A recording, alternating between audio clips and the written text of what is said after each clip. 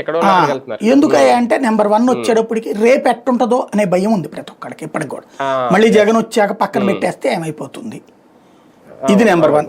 Number 2 వచ్చేటప్పటికి ఎప్పటికి develop అవుతుంది, అయితే ఎంత అవుతుంది, ఎంత అవుతుంది ఇది లెక్క.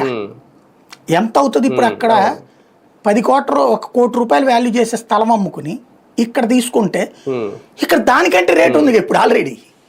ఇక్కడ 1000 గజాలు గవర్నమెంట్ ఇచ్చిన ఫ్లాట్ 2 కోట్లు చెప్తుండే.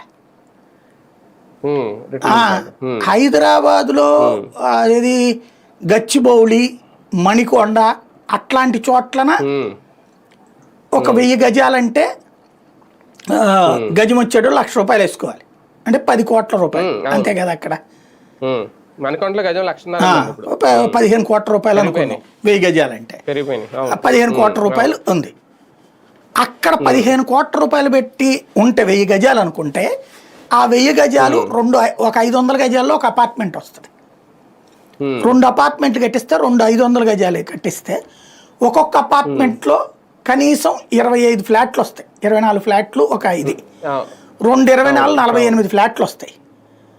బిల్డర్కి అది ఇచ్చేసేస్తే వాడు 60% తీసుకుని మనకు 40% ఇస్తే అదొక 10 ఇదొక 10, 24లో ఒక